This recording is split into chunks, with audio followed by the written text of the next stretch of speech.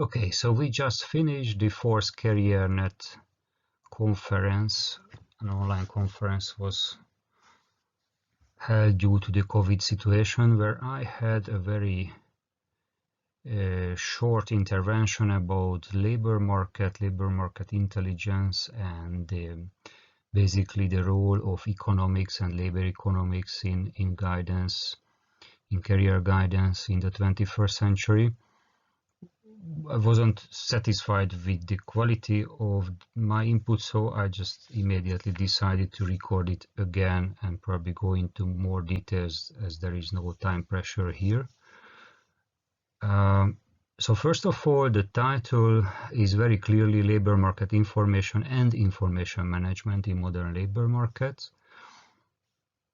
I think it has different meanings and different content as well. So first of all, we should say something about the labor market information as such, which can be recognized in different websites, often also being addressed as career information. I just copied one definition to this slide, opening slide.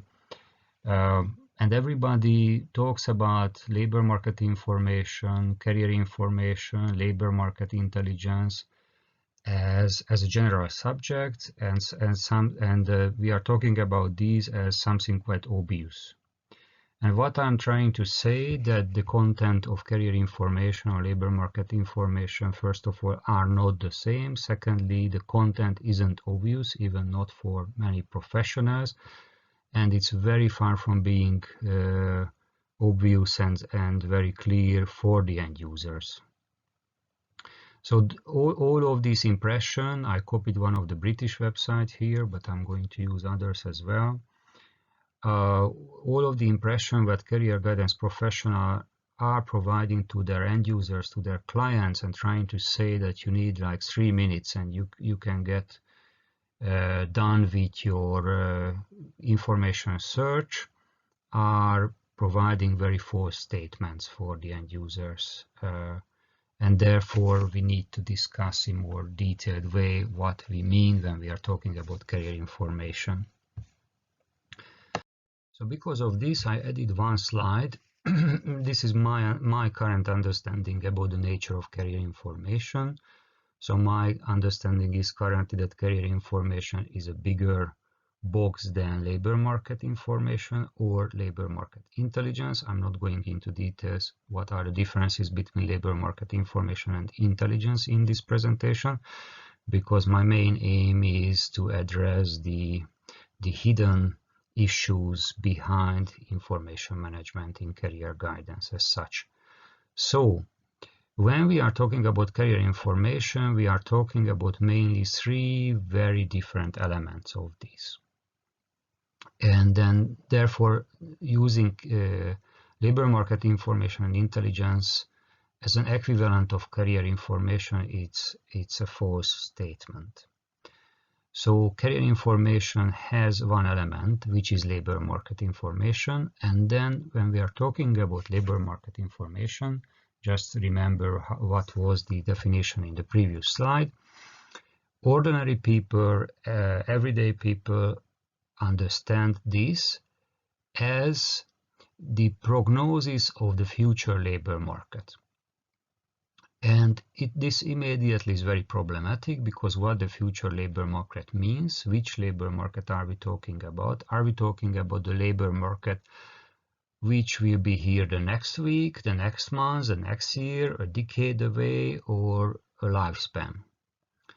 So talking about career information in the primary schools or initial vocational education or the bachelor level trainings in higher education must be very different from the labor market information we are sharing with adults when they are looking for jobs, or they are using career guidance services and they are looking for immediate solution. Secondly, the prognosis could mean several different items. Are we talking about the different sectors? So what is going to happen in agriculture? What is going to happen in hospitality? What is going to happen in healthcare? So these are sectors. Or are we talking about occupations? Most of the websites, I copied here one of the British side and one from the USA, the one-stop shop career information portal of the Bureau of Labor Statistics, run jointly with the Educational Ministry, the federal ministries in the US. And these websites are usually talk about occupations. And here again we need to be very careful, because occupation means the standardized process as we are using the International Labour Organization standards, usually the global level, since the 1950s, but there were no global standards before. Occupations themselves are immediately aggregated figures, which basically means that when people are looking for jobs, they are looking for certain sub-branches usually of occupations which call jobs or duties, and all of the duties can be broken down to job-related tasks. So when we are evaluating certain vacancies, then we are not really, or usually not evaluating the occupation itself, but we are trying to understand the competency request of certain vacancy, linking the competencies of the client with certain job-related activities. So whenever we are trying to the youngsters, the teenagers, or the adults, let's go online and you can find all the relevant information about the occupations in this or that website. Or 30 years ago, open a book and then the information will be there. This is a false statement, because the reality is then in several cases, and then when the majority of the workers then going to find employment are not professions, and profession is usually a high-level occupation, like when you'd be trained as a lawyer or doctor or sociologist and so on. But most of the people in the wage work societies are not finding and not seeking workplaces in professions, and even very often not in occupations. So just let me give you a very concrete examples about the differences between occupations and the different job posts. Taking the Hungarian example, the Hungarian version of the ISCO 08, so was issued in 2008 by the ILO, has been using less than 600 occupations versus 8,000 different jobs which have been listed under this. But if you open the ONET website, again, that's run by the Bureau of Labor Statistics, most of the matching based on occupations, but then the reality is that under each occupation several other small scale categories are listed. The third point still with the labor market prognosis, obviously we can talk about the geographical perspective of this. Immediately when we are look at in the prognosis of the European Union has been developed by the CEDEFOP and other agencies.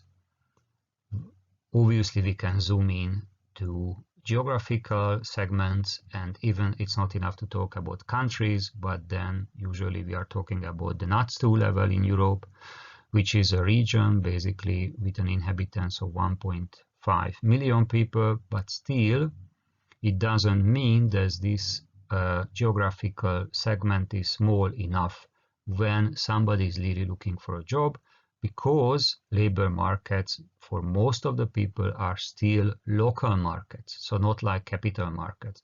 Labor markets are basically local markets. Don't let yourself be misled by the migration at the global level. So migration is growing, and we know the data sets from the IOM and other agencies of the UN.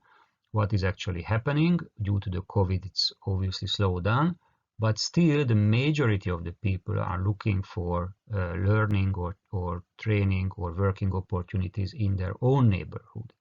So providing aggregated data sets about national level, regional level, European level, this is quite misleading in their perspective. Okay, when we are talking about the aggregation, the problem is the same with occupation. So most of this prognosis because of the small number of the cases, has been aggregating the occupations, so even not single occupations are listed often, but only a few of them. Again, giving you a very concrete example from Hungary, a few years ago when the Hungarian Academy of Science, a research institute for labor economics, had developed the prognosis system for the country, which is unfortunately not available anymore. Out of the almost 600 occupation, they picked 200. Why? Because if you don't have enough elements in the statistical table, then you cannot use these for making any type of prognosis for the future.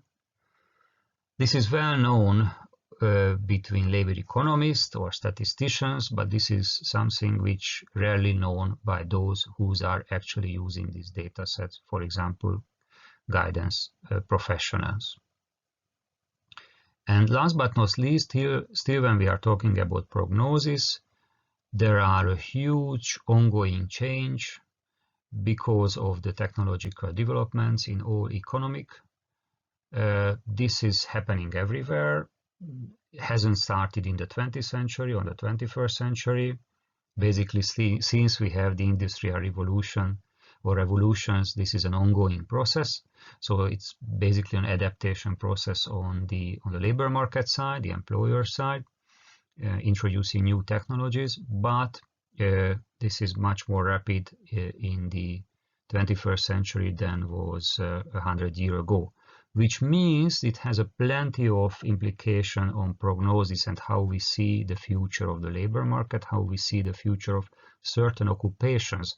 So some of the occupation could be vanished due to the technological development, but which is much more foreseen that several occupation, the content of this occupation, the skills profile of this occupation going to be changed, which is nothing else than the added value of science as such. So the modern science is the one which creates those opportunities for these changes in the labor market. So still, that was my first point. The second point, when we are talking about career information, I think is something completely different than labor market information and intelligence. This is the educational information, which is basically about the learning pathways. So what should I learn to achieve this or that goal? Again, here we are very often not making enough distinction between the primary education, initial VET, the first cycle of higher education, so basically all type of trainings which were designed and available for use, and the rest of our lifespan, which is basically continuous vocational education, continuous professional development, and so on and so on. But again, educational information are not labor market intelligence. And last but not least, this is usually highlighted in the different data sets. So for example, the ONET portal has a very nicely developed part in that sense, and many European portals also has this feature. Or for example, the EURES network has been doing this in the last couple of decades at the European level. This is the working and living conditions, which issue goes beyond the nature of the wage structures in a country, or the payment and net and gross wages and so on. And this is something which is essential for career guidance professionals when we are talking about career information. Why? Because choosing a career basically means choosing a lifestyle. Okay, so when we are picking up a career, an occupation partly, or a profession even more, if our occupation is so much professionalized, then we are also voting, and this is an emotional vote. This is a value-driven vote, a personal vote, nothing to do with political parties, on working and living conditions of such an occupation. So I think it's very important then when I'm going to talk about information and such and the changing nature of the labor market, we just keep in mind the different elements of career information. Okay, why is it so misleading when we are serving the clients as career professionals that we are using different type of list and different type of prognosis about the future of the labor market? As I said, US has it, all of the national regional public employment service has this type of information setting. Or at the global level, obviously ILO and then the World Economic Forum and so on and so on. So there are million of different type of list in the future of the labor market and certain occupations. So before we are zooming into labor economics, I just trying to quote this example, what happened in Austria when Austria already introduced the euro, or probably it was the Austrian shilling before that, and the neighboring country, which partly also speaks German, so looks as very similar, but it isn't. They have their own currency, which very well known and very valuable currency at the global level. That's the Swiss franc.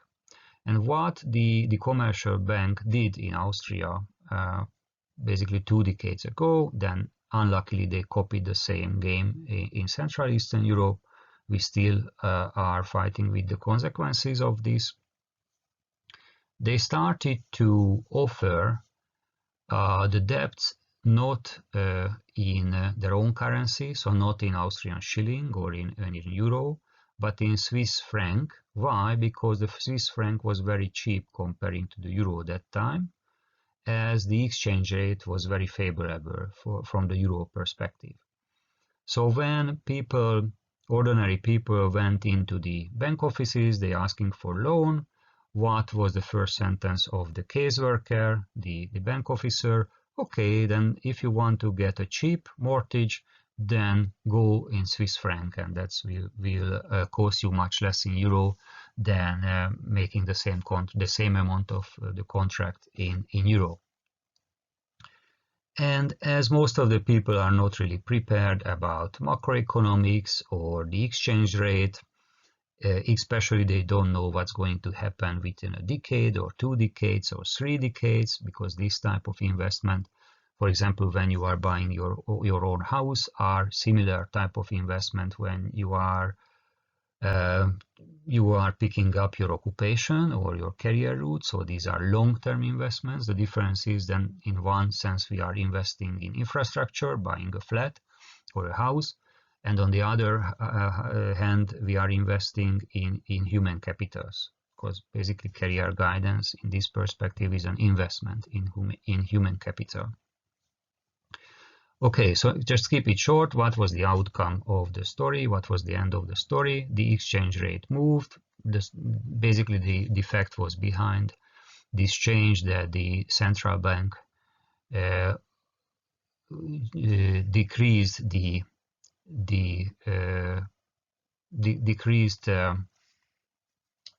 value of the Swiss franc, and then it's immediately increased the value of the euro. So the outcome was at the household level that their mortgage payments grew drastically. What was the end of the story? Many of these people who were misguided by professionals lost their houses. Now let's move to the job of the career counselors. I hope that from this point is very clear why I was quoting this case from Austria. So concerning career guidance and labor market information, we are very often using these shortage and surplus structures, which looks very great, looks very attractive and sexy for those who don't know what type of data sets are behind. And as we are mainly working with ordinary citizens, like people, they don't know what actually we are showing them. I started my career as a guidance professional in a branch of a public employment service. I never ever had a client, even if they were economists, who would ask me back or challenge me back that, okay, you are showing me that these are the surpluses and these are the shortages. So if I will be trained like a bookkeeper, because this is a shortage, then I will find a placement, I will find a workplace very easily. So in ethical sense, I would say it's very unfair using sometimes this list without proper definition and clearly telling to the clients what we are doing and what type of information we are using. And I believe that career professionals need to be upskilled to understand what type of information they are actually handling. So this research was done by the ICON institution. This is available on the internet. What they did, they used the data sets of the more than 30 public employment services within the European Union. What public employment services does, partly they are collecting vacancies and they're trying to check, they're trying to monitor what is actually happening in the labor market. They are more or less lucky with this. In short, what we can say that none of these agencies really see 100% of the labor market. So already how they are observing the market is just one segment of the market. And what was the outcome of the research? First of all, it's very clear that we cannot use the data sets of the public employment services in a small geographical level, because if we zooming into NUTS, even NUTS 2, NUTS 3, again NUTS 2 is the region, NUTS 4 are the microregions or the cities themselves, there are not enough data, not enough elements in the data set, so we cannot really see what is actually happening there. And this is not only applicable for the data sets of the public employment services, but all the other statistical surveys. So for example, the biggest one, which is also goes to the International Labour Organization, the so-called Labor Force Survey, which is nothing else than a representative sample of the working age population in countries. If we are zooming in geographical sense to certain villages or microregions, simply we do not have enough data to understand what is actually happening in the local level. Okay, and then let's see the 7 issues, the 7 dwarfs. So what is actually happening in the labor market nowadays? And I try to group these issues into 2 categories. The first category, in the first category, I listed the so-called methodological challenges. And the second part, and this is in the right side of the slide, I try to say something about the nature of the modern labor markets and how these issues are very strongly related with the practice of career guidance. So this is not a theoretical presentation. All of these issues has consequences at the shop floor. Strong consequences are on the shop floor. So the methodological challenges. As I said, what we are doing, how we observing the society, it goes back 100 years ago when sociology and statistics had been developed. And mainly these tools, what we has been using, so the central statistical offices of the different countries mainly has been using. This is not administrative database, but mainly based on surveys. I already mentioned the labor force survey, but there are several other surveys like this. Even the census itself, which each modern country has been doing every 10 years, is based or used to be based on surveys. Nowadays, in some countries, it's been replaced, and now we are using admin data. Which means that all of these surveys has limitations. This is often unknown for politicians, decision makers, manager of career guidance services, and even, which is the most harmful, it's not well known fact for the professionals themselves.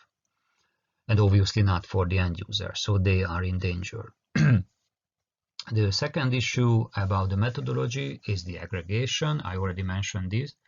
So when we are doing, for example, the list of surpluses or bottleneck vacancies or regional data sets, mainly these are based on aggregated data. Why? Again, because in some occupational branches there are only a few workers, so we cannot use this data set at the national level. And two more points which are more about the future than the past and the present. Artificial intelligence and big data, what is actually happening with these? I'm just listing these issues here. These are so important and relevant for our future that most probably in other presentations will address it, or you can find a couple of excellent presentations on the YouTube about this. I'm not so sure that any of these are really related with career guidance and the practice of career guidance, but somebody should do this as well very soon. So why artificial intelligence and big data are so important? Because with big data, what we can do, we can build data lakes. This was not the case before. So when we are using survey-based information provision or the information provision system fed by the surveys, this is what we can't do. But once we have the big data, it doesn't matter because it's an admin data coming from the government, the tax authority, or the health authorities, or it's coming from the Facebook or Google or whatever. So big data is just big data in that sense. Then we have so many microelements registered there. So for example, there are urban legends in the internet. Then somebody after 10 years after using the Facebook was in a correspondence with the Facebook trying to get all of his personal data back from the Facebook.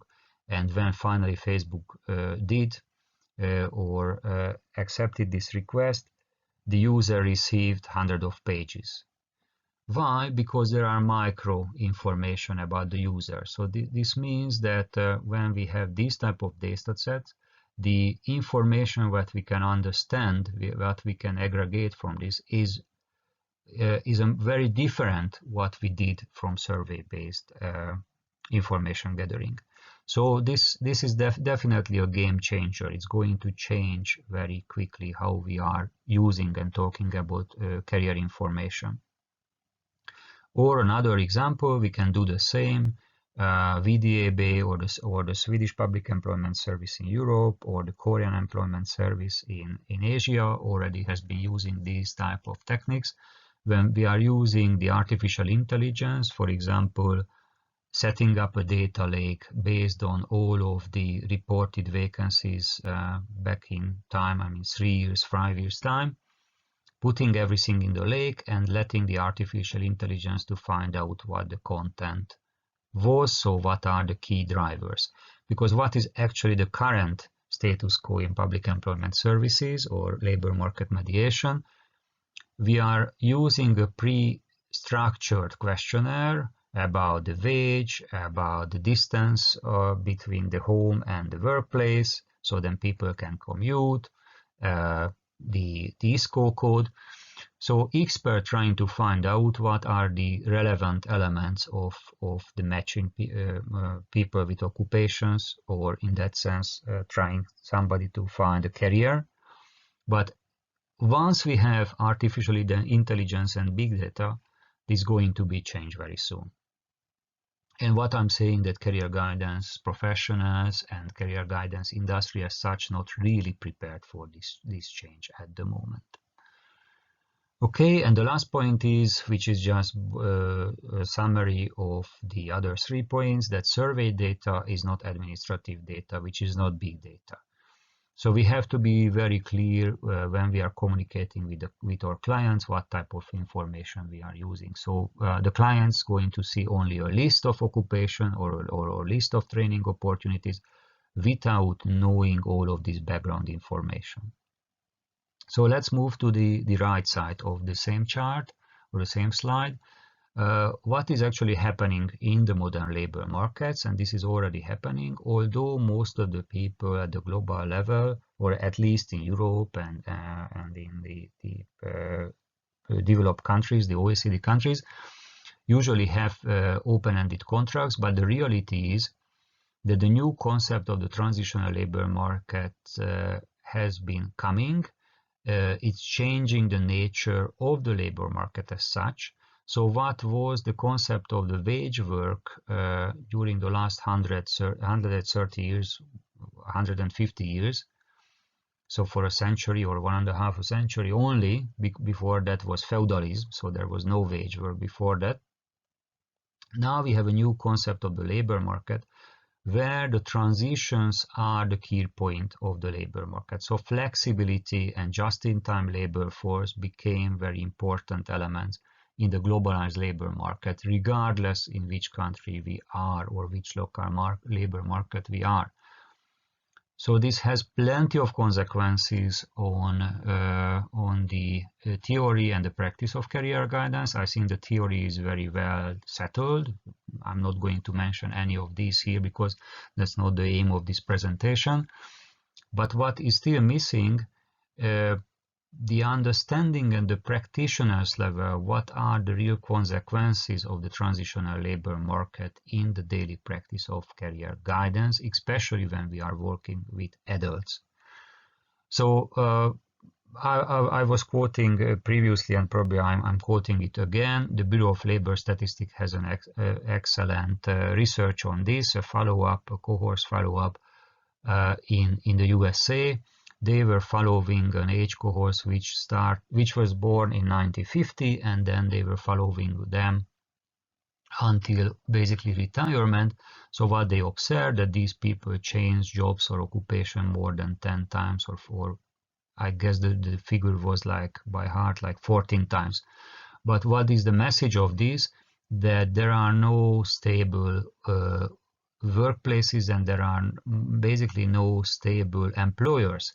So what we also know from data sets in Europe, moving back to the EU, that the life expectancy of the newly established companies in the last 20 years just shrinking and shrinking.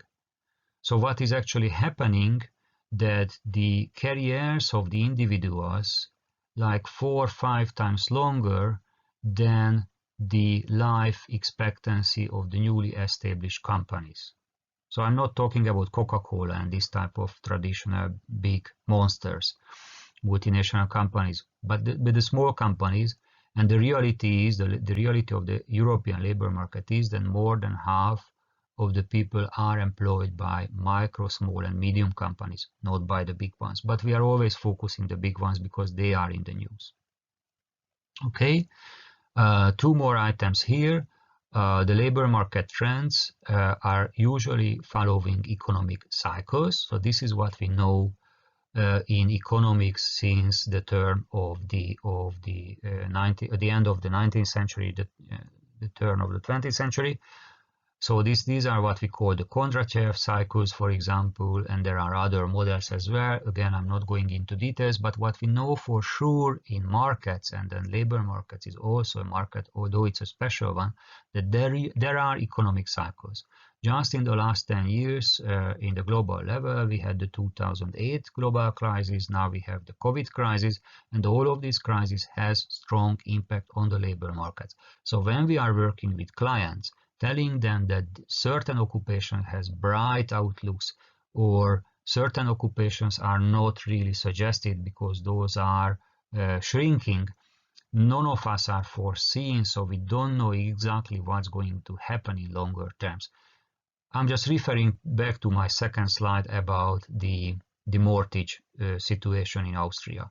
So suggesting, advising something to client in a longer term where we are not really sure about the outcomes, I think it again has ethical dilemmas. And last but not least, automatization and robotization does not necessarily kill the jobs. I think here there are again plenty of urban legends which are not new. So going back in the 19th century, what Ludis did, Ludis basically destroyed their work equipment because they were terrified that when the steam engines are coming in to the workplaces, they're going to replace them, the workers. So basically it's the best thing to do, destroying these.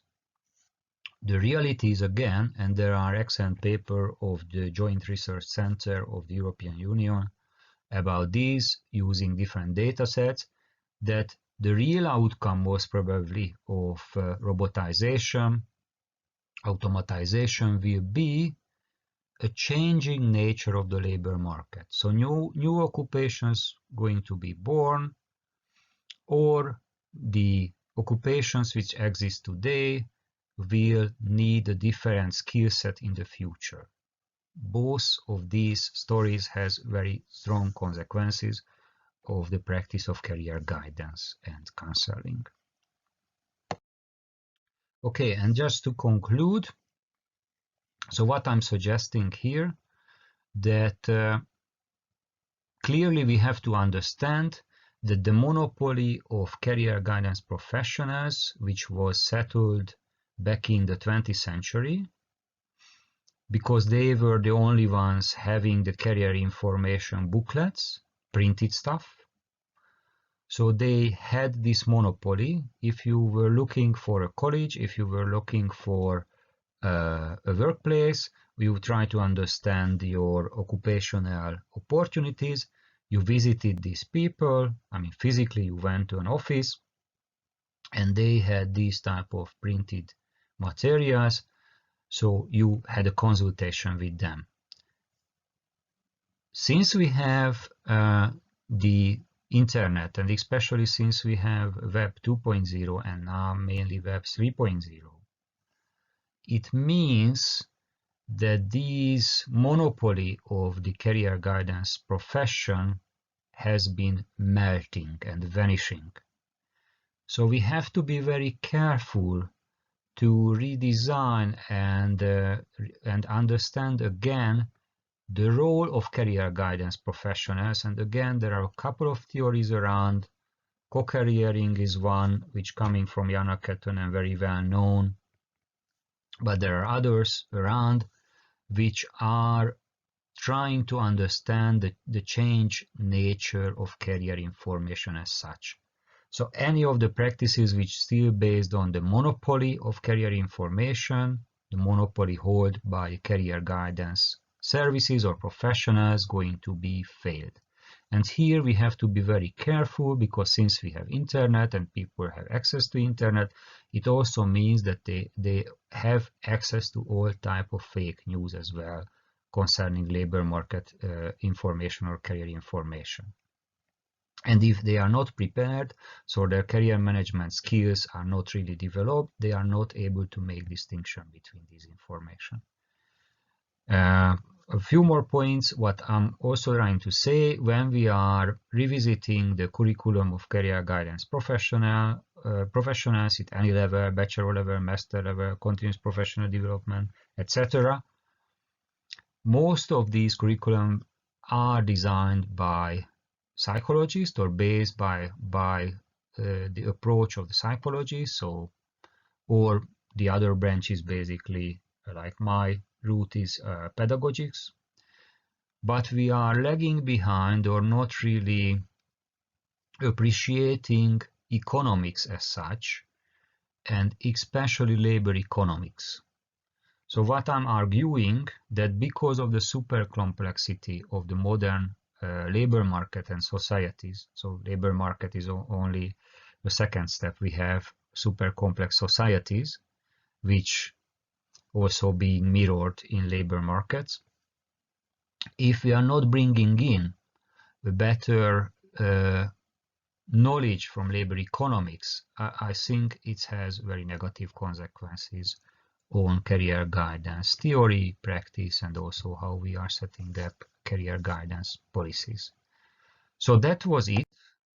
Obviously much longer than originally expected, but hope you had a better understanding what I was trying to say previously.